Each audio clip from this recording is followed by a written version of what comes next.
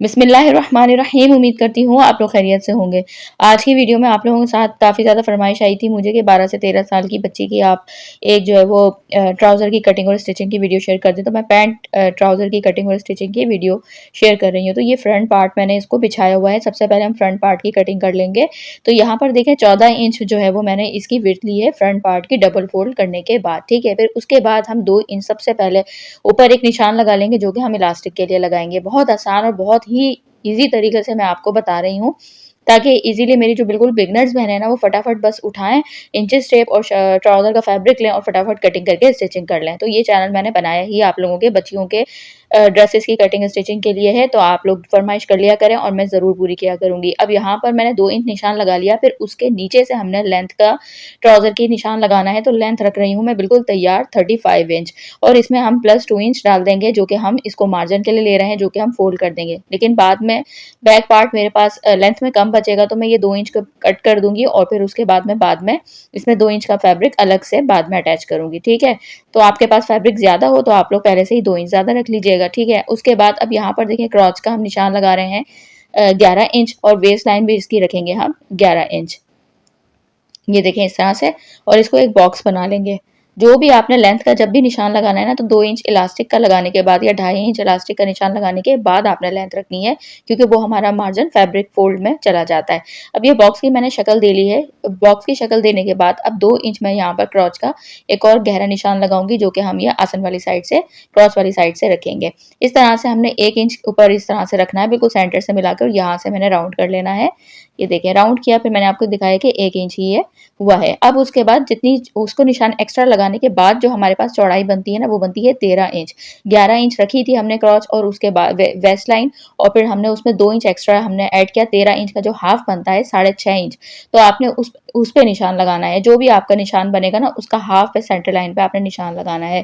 फिर आप पांचे वाली साइड से भी आपने उतना ही निशान लगाना है। फिर उसके दोनों साइड्स के ऊपर आपने जितने पांचे की चौड़ाई रखनी है ना उतना लगाना है। जैसे मैंने 6 इंच चौड़ाई रखी है तो मैंने 3-3 इंच निशान लगाया है। अगर आपने 7 इंच चौड़ाई रखनी है तो आप 3.5 इंच दोनों साइड पे निशान लगाएंगे सेंटर लाइन के साथ। ठीक है, उसके बाद अब मैंने ये शेपर लिया है और इसकी तरह से इसको रखकर मैं इस तरह से पहले आसन वाली साइड से गोलाई कर दूंगी, फिर इसको इस तरह से मोड़ेंगे और फिर इस तरह से हमने इसको पलट दिया है स्केल को और उसके बाद फिर हमने इधर से भी इसी तरह से निशान लगा लिया। अब इन निशानों को फॉलो करते हुए हम सिंपल कटिंग कर देंगे।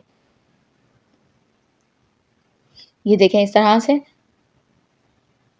जिस तरह से ये मैं कटिंग कर रही हूँ, आपके पास फैब्रिक ज़्यादा हो तो आपने इसी तरह करनी है, लेकिन मुझे बाद में कट करना पड़ेगा क्योंकि बैक पार्ट की लेंथ थोड़ी सी कम पड़ रही थी। तो फिर मैंने एक साथ फ्रंट को भी कट कर दिया और फिर मैंने 2 इंच का एक्स्ट्रा फैब्रिक अलग से बाद में अटैच किया जो कि मैं आपको आगे दिखाऊंगी। फिर उसके बाद अब हमने लिया है बैक पार्ट, इसके नीचे बिछा लिया है। तो ये देखें नीचे बैक पार्ट है, ऊपर फ्रंट पार्ट है और बैक पार्ट मैंने 2 इंच एक्स्ट्रा लिया है क्योंकि हमने बैक पार्ट बड़ा रखना होता है पैंट ट्राउजर जब भी बनाते हैं। उसके बाद ये देखें अब यहाँ पर हमने एक एक इंच आसन वाली साइड से ये जो वेस्ट लाइन है ना हमारी, ये हमने एक एक इंच बैक पार्ट की बढ़ानी है और फिर उसके बाद यहाँ से हमने 1.5 इंच बढ़ानी है। ये देखें इस तरह से बैक पार्ट हमेशा बड़ा होता है। लंबाई में हमने 2 इंच बड़ा रखा है ऊपर वाली साइड से, फिर हमने वेस्ट लाइन वाली साइड से 1 इंच बड़ा रखा है और फिर क्रॉच वाली साइड से और नीचे तक हमने 1.5 इंच बड़ा रखा है।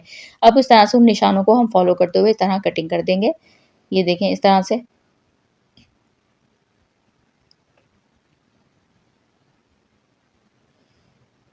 साइड से हमने इस वाली साइड से हमने बिल्कुल बराबर रखना होता है, तो ये हमने बराबर रखा है और जो 2 इंच एक्स्ट्रा रखा था ऊपर वाली साइड से उसको मैंने तिरछा जो है वो निशान लगा के कट कर दिया है। तो 2 इंच हमने सिर्फ जहाँ से हमारा आसन जॉइंट होता है ना हमने सिर्फ वहाँ से बड़ा रखना होता है। उसके बाद ये देखिए मैंने आपको दिखाया कि मेरे पास लेंथ कम हो रही थी ना तो मैंने भी फ्रंट पार्ट भी कट कर दिया। अब हमारे पास ये सिर्फ आधा इंच नीचे से एक्स्ट्रा बचा है जो कि हम जब 2 इंच का एक्स्ट्रा फैब्रिक अटैच करेंगे तो वो आधा इंच हमारा चला जाएगा सिलाई के मार्जिन में। अब हमने लंबाई वाली साइड से ये देखें इस तरह से जहाँ से हम दोनों पार्ट्स एक जैसे कट करते हैं ना, इस तरह से फ्रंट पार्ट को हम बैक पार्ट के ऊपर रखेंगे। ये देखिए यहाँ से सिलाई लगाएंगे और उसके बाद दूसरे वाले पार्ट को भी इसके ऊपर भी हम फ्रंट पार्ट रख देंगे और इस साइड से हम सिलाई लगा लेंगे। तो ये देखिए मैंने सिलाई लगा ली है इस तरह से।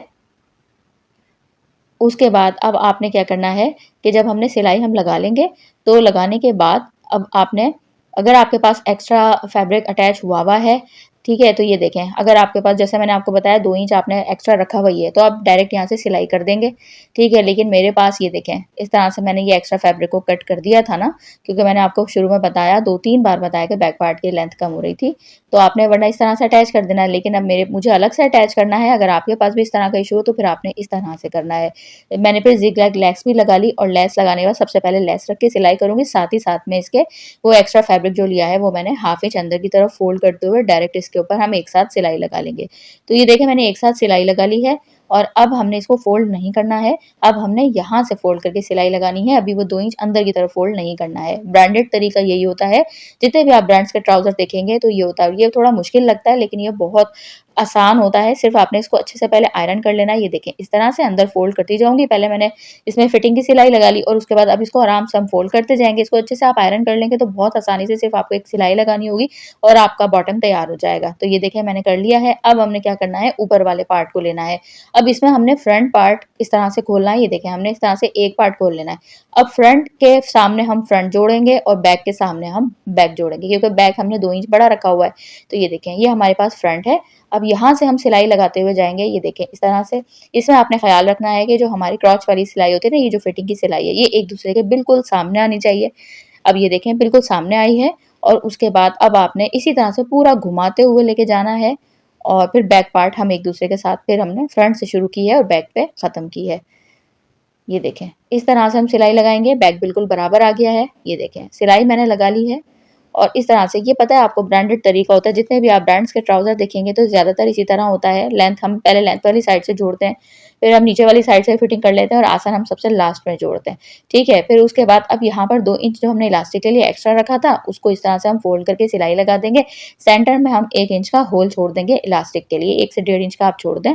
तो उसके बाद आप यहाँ से इलास्टिक हम बाद में अटैच करेंगे। अब बैक वाली साइड से आपने क्या करना है, ये चीज़ मैं आपको दिखाऊंगी, बताऊंगी कि आपने बिल्कुल क्रीज से क्रीज को मिलाना है। सॉरी, सिलाई वाली साइड से सिलाई वाली से हमने मिलाना है, ताकि हमारा ये जो, क्योंकि बैक हमारा ओरेब में हो जाएगा ना, तिरछा कट किया हुआ है, तो ये इधर उधर नहीं जाना चाहिए। इधर सिलाई लगाते हुए आपने इस चीज़ का ख्याल रखना है कि बैक दोनों की सिलाई एक दूसरे के सामने आए, जो हम फैब्रिक फोल्ड कर रहे हैं वो, और नीचे शलवार वाला भी, ट्राउजर वाला भी, ठीक है। अब इलास्टिक की लेंथ ले ली है मैंने 23.5 इंच, और 26 इंच मेरे पास जो है वो ना वेस्ट है। पूरा आप राउंड घुमाएं, उससे 3 इंच आप कम रख दें तो 23 इंच बनता है। हाफ इंच मैंने, जब हम इलास्टिक लगा लेंगे तो फिर उसके बाद हम उसको जब फिटिंग करेंगे तो आधा इंच हमारा उसमें चला जाएगा, तो 23 इंच हमारी तैयार होगी। 23 इंच का हमारा हाफ बनता है 11.5 इंच, ठीक है। तो ये मैंने इलास्टिक ली है। ये देखें, एक साइड से हमने 1 इंच का होल छोड़ा था ना, तो यहाँ से हम एक साइड से इसको अटैच करेंगे, दूसरी साइड से हम इसको इस तरह से, ये देखें, एग्जिट करेंगे, और इस तरह से हम इसको निकाल के फिर सेफ्टी पिन दूसरी साइड पे भी लगा लेंगे, वरना ऐसा ना हो खींचने के चक्कर में ना सारी इलास्टिक वापस अंदर चली जाए। तो आपने इस चीज़ का ख्याल रखना है। इस तरह से मैंने सेफ्टी पिन लगा दी, और फिर इसको अच्छे से हमने यहाँ पे, ये देखें, इस हाफ इंच को हमने मार्जिन में ले लेना है। सिलाई करने के बाद हमारे पास 23 इंच इलास्टिक तैयार होगी, फोल्ड करने के बाद 11.5 इंच, ठीक है। अब उसके बाद जो होल हमने छोड़ा था उस होल को बंद कर देंगे, और फिर हम इलास्टिक को ये सेंटर में ऐसे खींचते हुए ना सेंटर में एक सिलाई लगा लेंगे, ताकि इलास्टिक पक्की हो जाए, अच्छी सी एक शेप आ जाए। अब यहाँ पर देखें, इस तरीके से हमारा कितना ज़्यादा खूबसूरती तरीके से ये तैयार हो गया है। तो चैनल पर नए हैं तो ज़रूर सब्सक्राइब फॉलो कीजिएगा। अल्लाह हाफिज़।